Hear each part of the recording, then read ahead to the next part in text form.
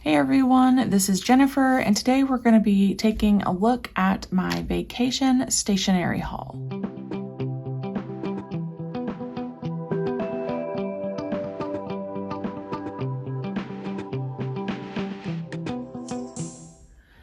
So you might have seen one of my previous Plan With Me's where I mentioned that we did take a trip to South Carolina, and I don't know about you, but it seems like the shops in other towns always have things that our local stores do not.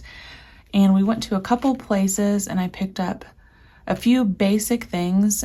We didn't have a checked bag, so I really wanted to minimize my purchases, but still get some things that I wanted and needed that would fit in my personal carry-on. So this is what I got. We're gonna jump in and do some pen testing. I've never tried these Sharpie S Notes before, so we're gonna try those. And then I do have 2 paper planners to share with you from Sugar Paper. All right, we will start with the planners first. They are both from Sugar Paper. I have this large 8.5 by 11 size, and then one of their smaller pocket size calendars.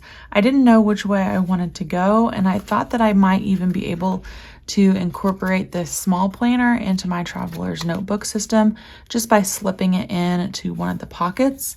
And we'll take a look at this one first. The nice thing about this one is that it does go from 2023 all the way to 2025. When you open it up, you do have the year and then room for you to write your name and your email. You have several different notes pages in here. In the front, you have these 2 lined pages that say write it down. And then really the bulk of this planner is this monthly calendar. So it is a Sunday start with a Saturday end. You have a little bit of room for notes over here. Sorry if I keep repeating this, but this is part of my issue. I was gonna say this is like a gray print. However, I have a torn retina and everything is bendy, distorted, and discolored. So it could be a very light black, but it's picking up more as a gray text to me right now. That's all I can say about that. I could be incorrect. You can let me know in the comments how it's showing up on your screen, but it does look kind of gray to me.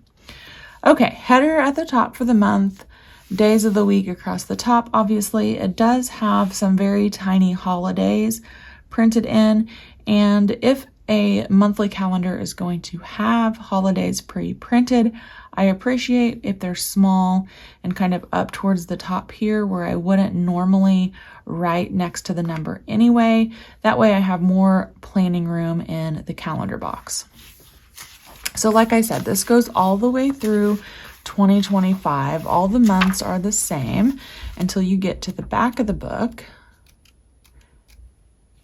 And we have a June 2025 as our last calendar page. And then we have some more of those write it down notes pages. So we have a set of 2. So we have 13 of these write it down pages. And then it does tell you the dimensions here in the back. If you're interested, it's 3 5/8 of an inch by 6 3/16 inches. And let's just see how this would work in my traveler's notebook.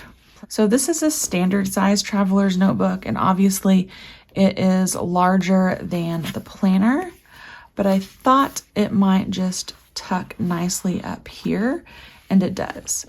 So yeah, you can see I have lots of inserts in here already, but it doesn't add too much bulk, which is important to me. And then I thought what I could do is maybe take out my monthly insert. This one only goes through 2023, and then I could have this up here, and if I needed to make appointments, this would be what I would be referencing on the go, and I could just take this out and take it into the doctor's office with me or what have you. We will see, because I still am really feeling and digging these Crefective paper inserts. So that was just an option, and why I chose to pick up the smaller size. Now let's look at this 8.5 by 11. Again, it is by Sugar Paper. This one is for 23-24. It is a 12-month planner, and you do just have this little packaging piece up here. Let me see if I can get that off. Probably has some adhesive back here, or maybe I'm just supposed to slip it off. We'll go that route. So a little bit of packaging there, and then let's look at the pages. This again is another monthly planner. This has a few more pages than that mini book that I just showed you. You do have your year at a glance for 23 and 24, which I appreciate. And then a list of 23-24 holidays. A couple of notes pages. And then this calendar does start in July of 2023 with that same monthly layout as the mini book, where you have your month, days of the week, pretty standard monthly planning pages here, and then room for notes on the right hand side. So this one doesn't go through 2025. It only goes through 2024. It does end in June of 2024. So it is a 12-month book. And then we have some notes pages. Again, these are set up just a little bit different since there's more room on the page. You do have your lined section and then a rectangle that you could use for whatever you needed to down at the bottom of the page. Again, several pages of notes. I love a planner that has notes pages. And then you do have some just plain white paper in the back, not lined, where you could do mind maps or brain dumps or even some memory keeping or adding some fun stickers, whatever you prefer. So I had no purpose for this one. I wanted to just kind of check it out and see if I wanted to consider having a large standalone monthly planner in my lineup. I will say typically I review these around this time of year, and then if I don't use them, I have plenty of teacher friends that really love this type of planner, and I usually gift those to them. So we will see if I'll use this, maybe the mini one, or end up gifting it. Now, the other thing that I got are these Sharpie S notes and some friction pens. I've never tried this specific friction pen. It is still a gel pen that's erasable. So let's open these up and do some paper testing. So I decided that I typically use two types of paper in my planning. One is this type of paper, which is from Erin Condren. I do use their notebooks and their planners. This is one of their A5 notebooks that I have dedicated just to pen testing. So we will try the Sharpie S notes and the friction pens on this Erin Condren paper, and then we'll jump over to my Plum paper planner. All right, so these are the Sharpie S notes. They label them as a creative marker, and the ink is the same color as the cap. They are obviously not retractable, and in my mind I figured these chisel tips were more like a highlighter, but I don't know how dark the color is going to be on the paper. Let's do just some testing here. So again, my torn retina makes things a little bit harder, but you could just use the fine tip or maybe the chisel, depending on how much pressure you put on your pen. So there is this first kind of teal color. Next, we'll do this sage green. Trying to get all of the pressures here. So far, I could see myself using these for highlighting. They don't seem to be too dark, and we'll have to definitely check, which I don't anticipate there being any issue with the Erin Condren paper as far as shadowing or bleed through. But we will check. So there is the wisteria color, and we have kind of a bubblegum pink. So we'll do a medium, full chisel, and then a little squiggle. I'll take a look at this darker purple. And do the chisel, kind of medium pressure. Oh, this one writes really smooth. I like that color. And then we'll finish up with the yellow. It's a nice, bright, sunshiny yellow. Oh yeah, I like that too. All right, so that is the Sharpie S Notes on the Erin Condren paper. Let's test out these 0.7 black gel ink friction clickers. They are by Pilot. You can find these at lots of different places. And we'll test them out on the Erin Condren paper and see how they work with the Sharpie S Note. Okay, pen barrels are important in my opinion, and I do not like a super thin barrel.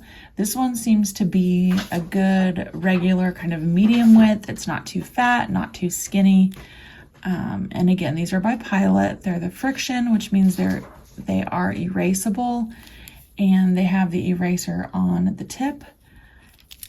Let's see. So yeah, the clicker is actually this plastic part. That's what retracts the pen since the eraser's at the top. Okay, so we have friction clicker.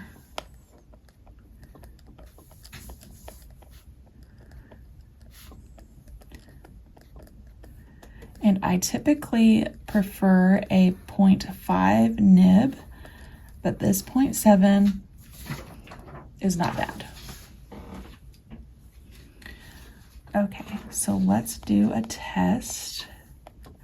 Let that dry a minute, and then let's do a highlighter test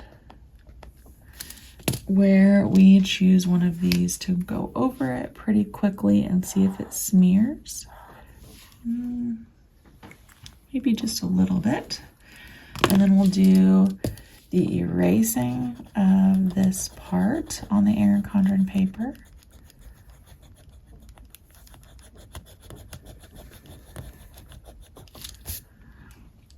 Not horrible. I think if I put a bunch of pressure, it would erase, but I don't want to shake the camera too much. And then we'll test if you can erase with the highlighter. It's about the same. Okay, so there we have the friction clicker on the Erin Condren paper. I don't mind this at all. I probably would not be doing a bunch of erasing anyway, but I did want to show you what that looks like. And then let's look at the back side of that and see if there's shadowing or bleed through. There is a little bit of shadowing with the S Notes on the Erin Condren paper. Okay, we are going to now move on to the same pens, highlighters, whatever, markers on the plum paper. This is just my planner, and I typically use the last notes page of any planner for pen testing in case I want to change my pen for the week or the day or what have you. All right, so we have the S Notes again, and I'll just do some medium pressure, some thick pressure, and some squiggles. Moving on to the same process with this sage green color.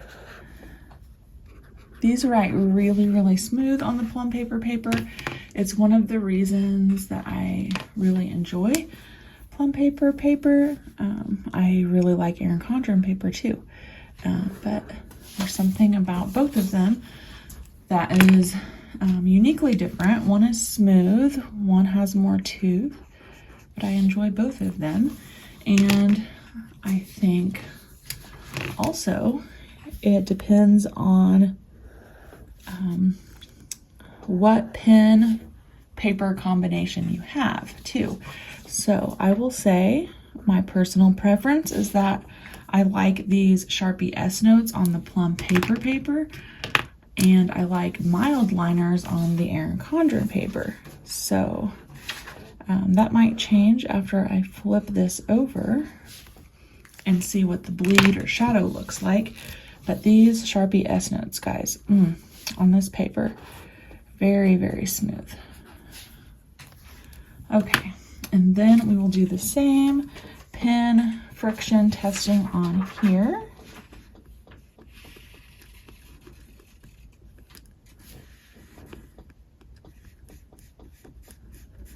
And then we'll do a test to erase. And we will also do a highlighter test.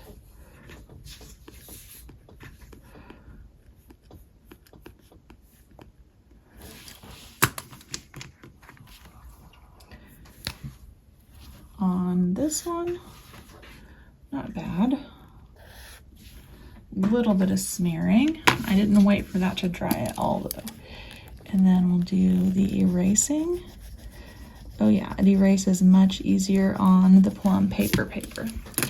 And then we'll wrap up with a look at the back. I would say still a little bit of shadowing. I do have my studio lights on, so that brightens things up and makes it more obvious. I don't think in regular light I would be able to see this shadowing at all. It's a very, very minimal. I would say less so on the plum paper versus the Erin Condren paper. Okay, so I think, guys, that's gonna wrap up my little vacation haul. Very minimal, but I could not resist. So I have some new tools for my arsenal. I'll definitely be incorporating the S notes into my plum paper planner. And then we will see about these friction pins. I typically use these in like my traveler's notebook and stick to the same pins in my plum paper and Erin Condren, which is usually the Pilot G2. So we'll see, but I really, really like those. And then of course I have those two new planner options to try as well from Sugar Paper. So hope you enjoyed this video. Thanks for joining me. If you liked this type of video, I would appreciate a thumbs up. Just lets me know that you are liking this specific type of content. I'll see you guys back next time.